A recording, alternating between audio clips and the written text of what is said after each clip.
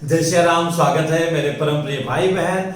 आज हम सोरहिया महाअष्टमी व्रत के बारे में निवेदन करने जा रहा हूं। जो व्रत भाद्रपद शुक्ल पक्ष की अष्टमी से प्रारंभ होकर के और आश्विनी महीना कृष्ण पक्ष मतलब पितृपक्ष के कृष्ण पक्ष अष्टमी तक 16 दिवसीय विशेष रूप से मनाया जाता है। महाराष्ट्र में कुछ एरिया में 3 दिवसीय, कुछ जगह 8 दिवसीय और बाकी जगह जो है 16 दिवसीय धूमधाम से व्रत मनाया जाता है। महाराष्ट्र में अगर आप मानेंगे तो प्रथम दिवसीय स्थापना का विशेष महत्व होता है। द्वितीय दिवसीय माँ का विशेष पूजन अर्चन और 56 प्रकार का नैवेद्य जिसमें 16 प्रकार की सब्जियां सम्मिलित होती हैं, इनका पूजन अर्चन किया जाता है। और तीसरे दिन जो है हल्दी कुमकुम इत्यादि के साथ में विदाई किया जाता है। कई जगह महालक्ष्मी जी को ही देवरानी जेठानी के रूप में भी माना गया है। इसका निर्णय ये आता है कब हमें कौन सी तिथि लेनी चाहिए। तो यहाँ तक शास्त्रों में आया है यम चंद्रोदय व्यापनी ग्राह्य, मतलब अष्टमी तिथि जिस रात्रि में चंद्रोदय के समय प्राप्त हो वो ग्रहण करना चाहिए। तो इस दृष्टि से देखा जाए तो आज 25 अगस्त 2020 को ये व्रत प्रारंभ हो चुका। विलंब से वीडियो दे रहा हूं, इसके लिए मैं क्षमा चाहूंगा। दूसरी बात, लेकिन अन्य पूजा पाठ में कहा गया है याम तिथिम सम्मुख प्राप्य उदयम जाति भास्करा। उस दृष्टि से देखेंगे तो सूर्योदय के समय कल 26 अगस्त को प्राप्त हो रही है ये तिथि अष्टमी, इसलिए कल से भी आप प्रारंभ निसंकोच कर सकते हैं। दूसरी बात, शास्त्रों में भी आया है कि जो पूरे संसार की माता है राधा रानी, तो उनके जन्माष्टमी से लेकर के मतलब राधाष्टमी से लेकर के और श्राद्ध पक्ष की अष्टमी पर्यंत जो है मनाया जाता है 16 दिनों का। उस दृष्टि से आप कल 26 अगस्त को भी अगर आपने प्रारंभ नहीं किया है निसंकोच प्रारंभ कर सकते हैं। माँ या विशेष देवता कभी हमारे दुर्गुणों को अथवा कमियों को नहीं देखते हैं, हमारी भावनाओं को देखते हैं। इस व्रत की अलग अलग परंपरा है। जहाँ की महाराष्ट्र में माँ की प्रतिमाएं होती है, उसके अंदर धन धान्य मतलब अनाज भर के रखा जाता है। दूसरी जगह दूसरे रूप में किया जाता है। अब वाराणसी इत्यादि में देखेंगे तो माता जी की विशेष प्रतिमा स्थापित की जाती, महालक्ष्मी की रेशम के डोरी से उसमें ओम महालक्ष्मी नमः ऐसा बोल करके 16 गांठ लगाया जाता है। उसके बाद वो महालक्ष्मी का ही स्वरूप मान करके कि माँ का ये 16 जो है दिव्य रूप है अथवा कलाएं अथवा श्रृंगार है, जो भी रूप माने आप, तो उनकी जो है महालक्ष्मी नमः बोल करके उनका आवाहन किया जाता है। एक तो बीच में प्रतिमा रहेगी और उसके बाद जो 16 गांठ हैं और इसके बाद में महालक्ष्मी नमः ध्यानार्थे आवाहनार्थे आसनार्थे अक्षतान समर्पयामि, अक्षत छोड़ करके फिर जल चढ़ा करके पहले तो माता जी का पूजा कर लेते हैं अथवा साथ में दोनों की पूजा कर लेते हैं। उन गांठों में भी जो है जल चंदन कुमकुम इत्यादि फूल इत्यादि लगा करके साथ में आरती धूप दीप नैवेद्य होता है। और इस तरह से जो है 16 दिन तक पूजा किया जाता है और प्रतिदिन जो है महालक्ष्मी मंत्र का जो है जाप करना चाहिए। बहुत इजी मंत्र है, सभी के लिए है। श्रीम श्री नमः, श्रीम श्री नमः, आप ये जप सकते हैं। बहुत प्रमाणिक और परम प्रभावशाली मंत्र है। इस व्रत के साथ में करेंगे तो सोने में सुहागा हो जाएगा।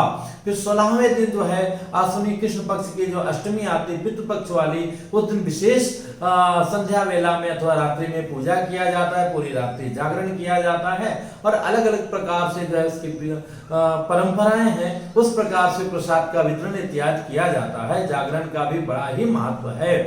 तो हमें अवश्य करना चाहिए जिस परंपरा को जैसे भी हम फॉलो कर सकते हैं अथवा जो हमें समझ में है अथवा हमारे कुल खानदान में जिस प्रकार से होता आया है अथवा जो हम सहजता से जान सकते हैं कर सकते हैं, हमें वही करना चाहिए। अगर 16 प्रकार की भाजी 56 प्रकार का व्यंजन जो महाराष्ट्र में पूरणपोली इत्यादि सब विविध जो है, कहा जा सकता है कि जो ग्रामीण देशीय परंपरा में रही है वो विशुद्धता का पूरा दर्शन होता है। हमारा भी सौभाग्य था जब माता जी के हाथों से अयोध्या जी में ग्रहण करता था।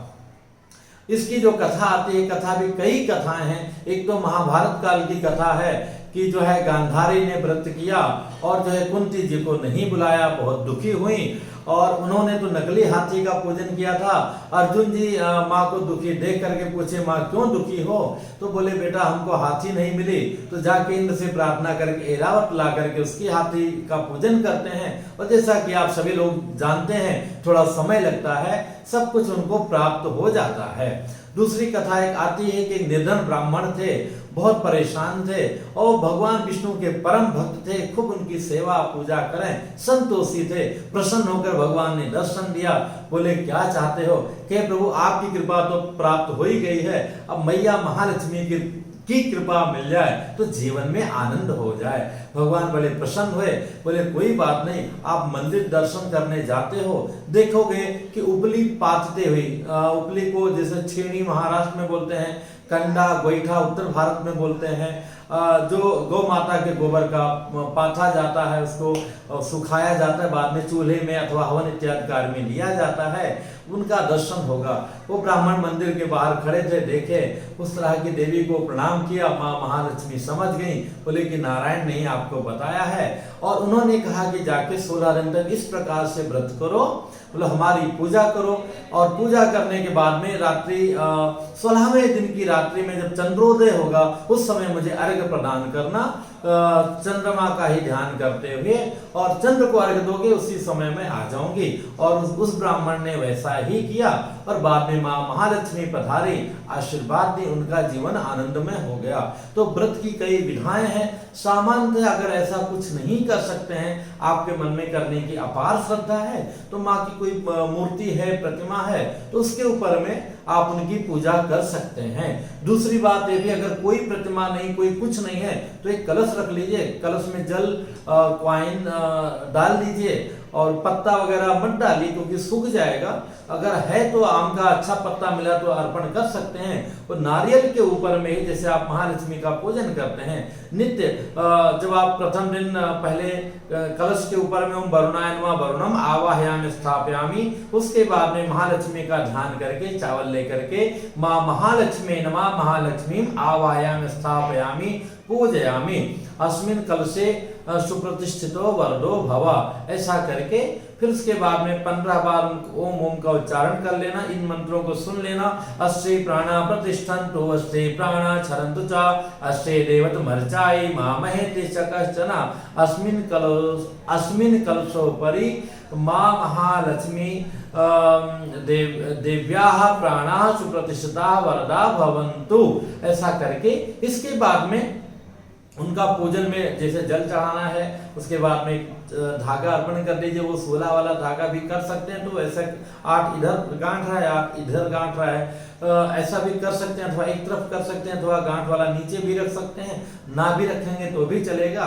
तो इस प्रकार से ऐसा कर सकते हैं। और उसके बाद में नित्य उनका पूजन, चंदन अक्षत फूल धूप दीप नैवेद्य से पूजन किया। इसमें व्रत रहना चाहिए, एक समय जो है व्रत रहना चाहिए, सूर्यास्त के बाद में भोजन इत्यादि शुद्ध सात्विक ग्रहण करना चाहिए। जैसे आपके यहाँ परंपरा हो, जैसी विधि हो, जैसा आप कर सकते हैं, इस प्रकार से करना चाहिए। 16वें दिन ये भी विधि है, कई जगह परंपरा में आता है कि 16 आटे का दीपक जो है दक्षिणा के साथ और फल के साथ ब्राह्मण को दान करना चाहिए। मैं यही कहूंगा आटे का दीपक अवश्य दीजिए, पर उसके नीचे आप पीतल का दीपक लगा के ऊपर एक परंपरा के लिए आटे का दीपक लगा देता है कि ब्राह्मण के पास जब 16 दीपक जाएगा, तो चाहे दीपावली है, चाहे दशहरा है, चाहे रामनवमी है, जन्माष्टमी है, वो ब्राह्मण जो उस दीपक को उस कार्य में लेगा और आपका जो है देना सफल हो जाएगा। तो उसी के ऊपर आटे का थोड़ा सा ऊपर लेप लगा के ऐसा भी दान करना है तो ऐसा करना उचित रहेगा। इससे संबंधित जो भी प्रश्न हो कमेंट्स कीजिएगा, बताने का पूरा प्रयत्न करूंगा। फिर मिलूंगा एक नई जानकारी के साथ में। माँ महालक्ष्मी की कृपा हम सब पर अपार प्राप्त हो, बनी रहे।